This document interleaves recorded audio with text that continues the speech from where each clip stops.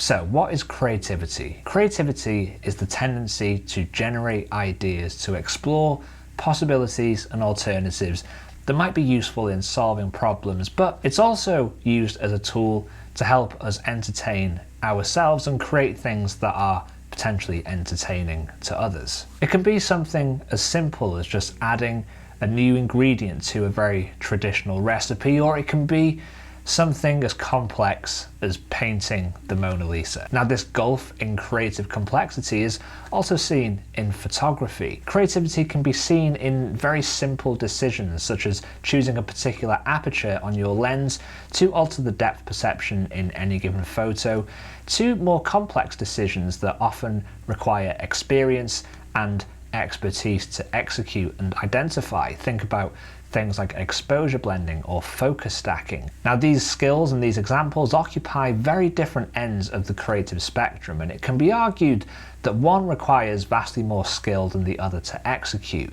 Choosing your aperture is a very simple decision. If you shoot in aperture priority mode, that's one of the first things that you start experimenting with when you get into photography. But exposure blending and focus stacking, that's far more complex. But both of these examples have a very common denominator, and that common denominator is that both exercise creative decision making and creative expression. Now, for myself growing up, creativity wasn't ever something that I really thought about, especially not in the terms creativity. That wasn't really a word that was thrown around. But when I look back at my childhood, I spent so much time dedicating myself to creative activities. I was always drawing, I was building things out of Lego. I then got into music and started learning guitar, and throughout school I would dabble in different musical instruments, and then I got into photography and started messing around with cameras. And even now, at 33 years old, I'm still always drawn to creative pastimes and opportunities to express something creatively. And I remember in my early 20s, and whenever I've met new people in my life, they've always said things like, "Oh, you're so lucky that you're creative. I wish I was a creative person."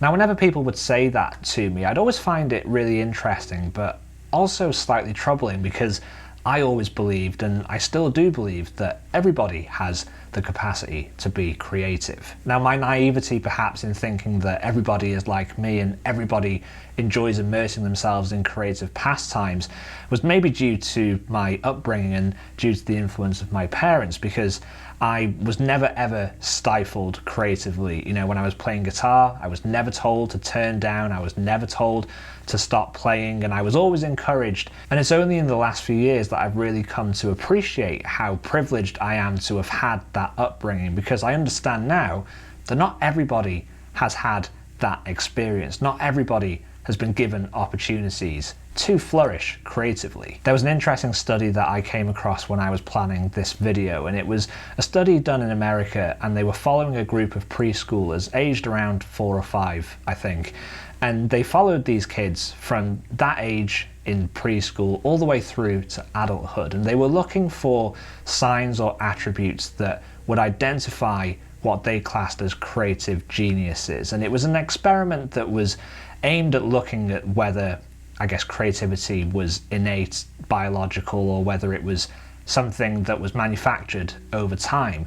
And interestingly, it was discovered that 98% of the children at age 4 and 5 all possessed attributes that would have indicated that they had potential to be creative geniuses. They were all able to express creativity and show moments of creativity, you know, throughout that period. But as the kids grew up, the percentage of kids that continued to demonstrate those creative attributes steadily declined. And by the time that group of children got to adulthood, only 2% of that group possessed those creative attributes.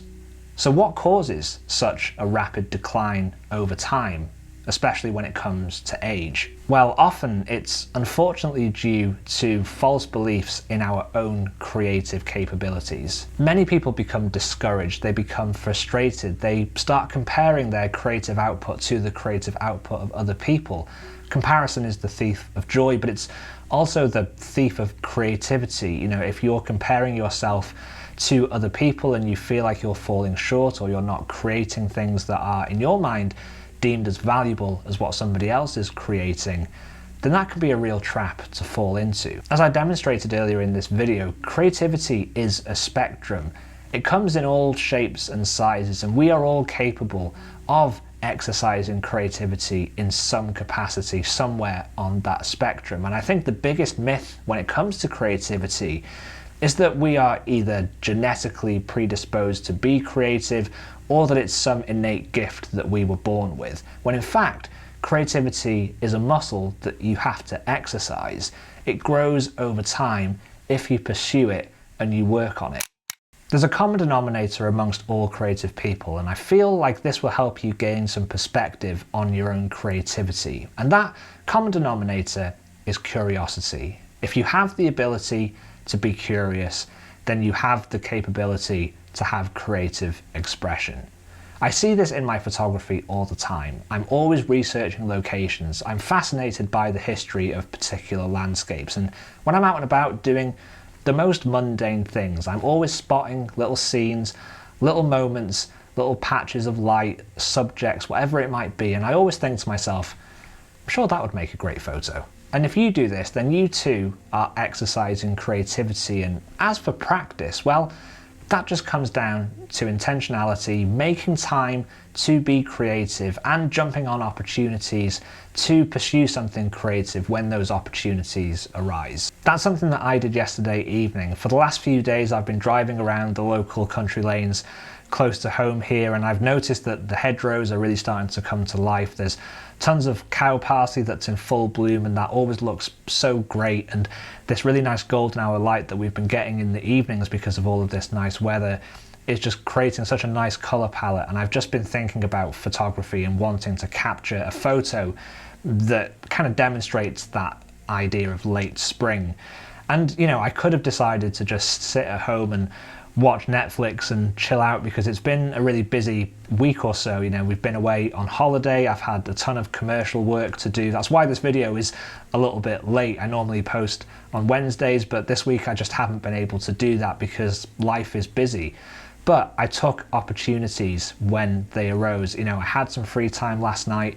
I've been feeling that urge to just go and pick up a camera and do something.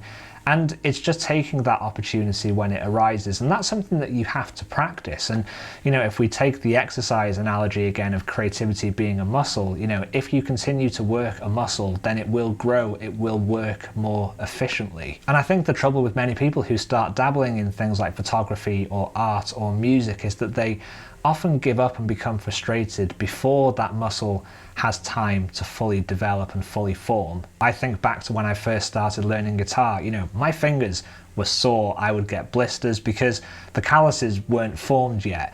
But I pushed through, and after a couple of months it becomes easier and the pain goes away. But if I'd given up when my fingers were sore, then I never would have had the experiences that I've had, you know, in music. And I think it's so important sometimes to just remember that you just have to keep working on this consistently and regularly, and it does become easier. You know, if you find creativity difficult, if you don't consider yourself very creative, then if you practice it and you make it a part of your life, it definitely becomes easier, and then you start to reap the benefits. I think people just confuse that uncomfortable feeling they get when they start to pursue something new creatively. They confuse that with their ability, and they sometimes then use the excuse of it's something to do with them. It's like, I'm just not a creative person, I just don't have that skill, when in fact it's not them, it's just time. And if you give something time, you will get better at it. You know, you're not the problem, time is the problem, and it's just something that you need to dedicate more time to. I say that because avoiding discouragement is so important. I think back to my parents. You know, if they'd said to me, you suck at guitar, if they kept telling me to turn down or to stop playing, then